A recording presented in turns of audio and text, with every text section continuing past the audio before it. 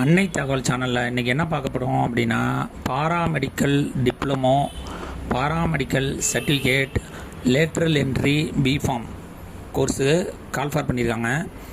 என்னென்ன கோர்ஸ் இருக்குது, எப்படி விண்ணப்பிக்கணும், விண்ணப்பிக்க தேவையான ஆவணங்கள் என்ன அப்படிங்கிறத ஒன் பை ஒன்னாக பார்க்கலாம்.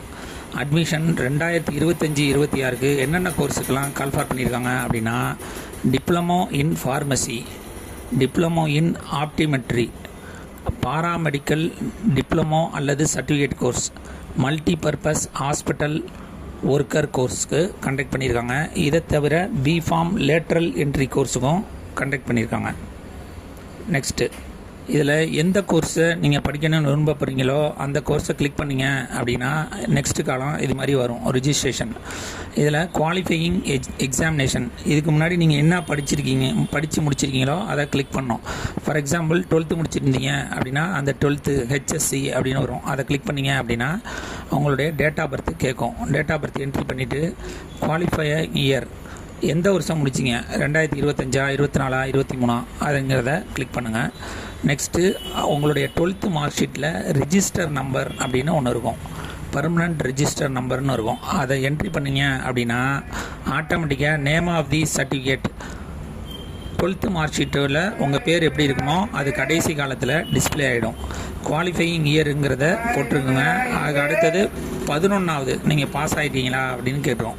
ஏன்னா சில பேர் 10th குவாலிஃபிகேஷனை வச்சு அப்ளை பண்ணுவாங்க. அதுக்காக +1 பாஸ்னா எஸ்ன்னு போட்டுக்கோங்க. லாகின் ஐடி, உங்களுக்கு லாகின் ஐடி எது மறக்காமல் இருக்குமோ அந்த லாகின் ஐடி போட்டுக்கோங்க. மொபைல் நம்பர் மற்றும் இமெயில் ஐடி கேட்டிருக்காங்க. அடுத்தது கிரியேட் பாஸ்வேர்டு கிரியேட் பண்ணிட்டு அதை எழுதி வச்சுக்கோங்க, மறக்காமல் இருப்பீங்க. சப்மிட் கொடுத்தீங்க அப்படின்னா நெக்ஸ்ட் காலம் போகும். அதில் பர்சனல் இன்ஃபர்மேஷன், உங்களுடைய பேர் டிஃபால்ட்டாக வந்துடும், டேட் ஆஃப் பர்த்தும் டிஃபால்ட்டாக வந்துடும். ஜெண்டர் அதை சூஸ் பண்ணிக்கங்க. அப்பாவோட பேர், நேஷ்னாலிட்டி, ரிலீஜியன், அடுத்தது அம்மா பேர், கம்யூனிட்டி,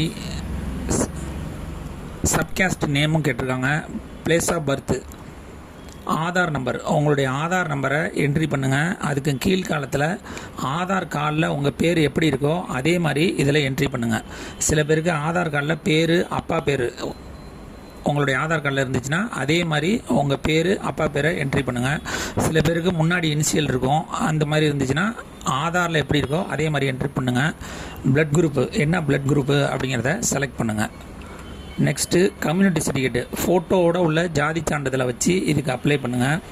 அதில் எந்த டிஸ்ட்ரிக்கு, எந்த தாலுக்கா, உங்களுக்கு சர்டிஃபிகேட் கொடுத்த அதிகாரி யார் அப்படிங்கிற டீட்டெயில் கேட்டிருப்பாங்க, அதை என்ட்ரி பண்ணுங்கள். அடுத்தது சர்டிஃபிகேட் நம்பர் TN 520 அப்படின்னா ஒரு நம்பர் ஸ்டார்ட் ஆகும், அதான் ஜாதி சான்றிதழுக்கான சர்டிஃபிகேட் நம்பர். அதுக்கப்புறம் ஜாதி சான்றிதழ் ஃபோட்டோவோட உள்ள ஜாதி சான்றிதழுக்கு கீழே அந்த ஃபோட்டோவுக்கு கீழே ஒரு டேட் இருக்கும், அதான் உங்களுக்கு சர்டிஃபிகேட் இஷ்யூ ஆன டேட்டு.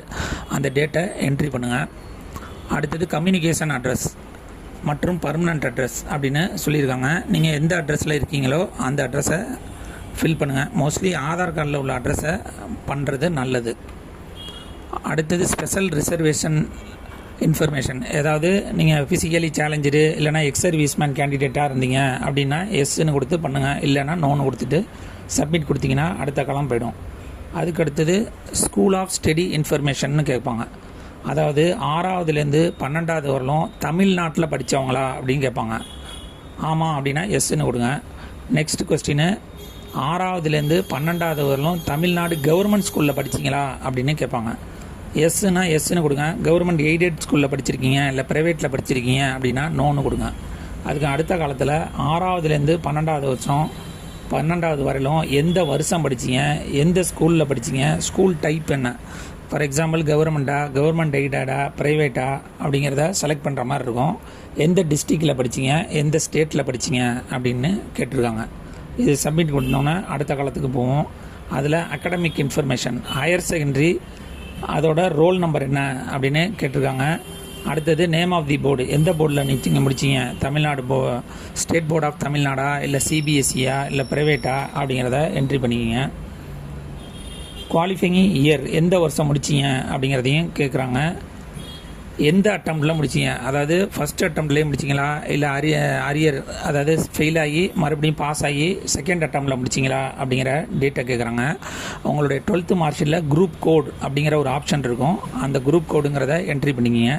இதை தவிர வேறு ஏதாவது கோர்ஸ், இந்த கோர்ஸ் ஜாயின் பண்ணுறதுக்கு முன்னாடி வேறு ஏதாவது கோர்ஸ் முடிச்சிருக்கீங்களா அப்படின்னு கேட்குறாங்க.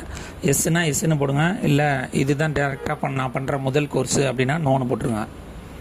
அதுக்கு அடுத்தது ஹையர் செகண்டரியில் எந்த குரூப் படிச்சிங்க அப்படிங்கிறத டீட்டெயில் கேட்குறாங்க. அதாவது ஃபிசிக்ஸு, கெமிஸ்ட்ரி, பயாலஜி, மேத்தமெட்டிக்ஸ் கோர்ஸை படிச்சிருக்கீங்களா, அப்படி இல்லைனா physics, chemistry, biology 4th option ஏதாவது படிச்சிருக்கீங்களா, ஃபிசிக்ஸு, கெமிஸ்ட்ரி, பாட்டனி, சுவாலஜி அந்த கோர்ஸ் படிச்சிருக்கீங்களா, 4th வந்து physics, chemistry, mathematics and 4th ஆப்ஷனில் படிச்சிருக்கீங்களா அப்படின்னு கேட்குறாங்க. நீங்கள் 12th மார்க் ஷீட்டில் வாங்கின mark English, physics, chemistry, biology, mathematics அந்த மார்க்கை என்ட்ரி பண்ண சொல்கிறாங்க. சப்மிட் கொடுத்தீங்கன்னா அடுத்த காலம் அடிஷ்னல் இன்ஃபர்மேஷன் மதர் டங் என்ன அப்படின்னு கேட்குறாங்க. இதை தவிர நீங்கள் நேட்டிவ் இருக்கிற இடம் வந்துட்டு கார்ப்பரேஷனா, முனிசிபாலிட்டியா, டவுனா, வில்லேஜ் பஞ்சாயத்தா, டவுன் பஞ்சாயத்தா அப்படிங்கிற ஆப்ஷன் கேட்பாங்க. அது என்னங்கிறத பாட்டுங்க. மீடியம் தமிழ் மீடியமா, இங்கிலீஷ் மீடியமா அப்படின்னு போட்டுக்கோங்க. அதுக்கு அடுத்தது நீங்கள் படித்த ஸ்கூல் அது எந்த லொக்கேஷனில் இருக்குது, அதாவது கார்ப்பரேஷனில் இருக்கா, முனிசிபாலிட்டியில் இருக்கா, இல்லை வில்லேஜ் பஞ்சாயத்தில் இருக்கா, டவுன் பஞ்சாயத்தில் இருக்கா அப்படிங்கிறத பார்த்துக்கோங்க. பேரண்ட் ஆக்குபேஷன், பேரண்ட் அக்ரிகல்ச்சரா, இல்லை கவர்மெண்ட் எம்ப்ளாயா, சென்ட்ரல் கவர்மெண்ட் எம்ப்ளாயா, பிஸ்னஸா அப்படின்னு கேட்பாங்க. அதை பார்த்துக்கோங்க. நேட்டிவ் டிஸ்ட்ரிக் எந்த டிஸ்ட்ரிக்டை சார்ந்தவரோ அதை செலக்ட் பண்ணுங்கள். வருமான சான்று இல்லை எவ்வளோ போட்டிருக்காங்க அப்படிங்கிறத பார்த்து செலக்ட் பண்ணி போட்டுக்கோங்க. நீங்கள் முதல் பட்டதாரியாக இருந்தீங்க அப்படின்னா எஸ் அப்படிங்கிற ஆப்ஷன் கொடுங்க. உங்களுடைய பிரதர் ஆர் சிஸ்டர் ஏற்கனவே ஃபஸ்ட்டு கிராஜுவேட் வாங்கியிருந்தாங்க அப்படிங்கிறனால அந்த டீட்டெயிலும் கேட்குறாங்க. நீங்கள் ஃபஸ்ட்டு கிராஜுவேட் இல்லை அப்படின்னா நோன்னு போடுங்க. ஃபஸ்ட்டு கிராஜுவேட் எஸ் போட்டிங்க அப்படின்னா ஃபஸ்ட்டு கிராஜுவேட் சர்டிஃபிகேட்டு அப்லோட் பண்ணுற மாதிரி இருக்கும். ஃபஸ்ட்டு கிராஜுவேட் சர்டிஃபிகேட் வாங்கிட்டு பண்ணுறது நல்லது. கடைசியாக என்னென்ன டாக்குமெண்ட்லாம் கேட்குறாங்க அப்படின்னா, ஃபஸ்ட்டு எடுத்தோன்னா உங்களோட ஃபோட்டோ அதை அப்லோட் பண்ணுற மாதிரி இருக்கும். அடுத்தது உங்களுடைய சைன். இது ரெண்டும் ஜேபிஜி ஃபைல்லையே பண்ணலாம். இதை தவிர SSLC mark sheet, +1 mark sheet கேட்குறாங்க. +1 மார்க் ஷீட்டுங்கிறது ஆப்ஷனல் தான், அது இருந்தாலும் இல்லைனாலும் பண்ண தேவையில்லை. அடுத்து 12th மார்க் ஷீட்டு கண்டிப்பாக வைக்கணும். டிசி கண்டிப்பாக வைக்கணும்னு சொல்லியிருக்காங்க. கேண்டிடேட் ஆதார் கார்டு ஆப்ஷனல் தான். கேண்டிடேட் பர்த் சர்டிஃபிகேட்டும் ஆப்ஷனல் தான்.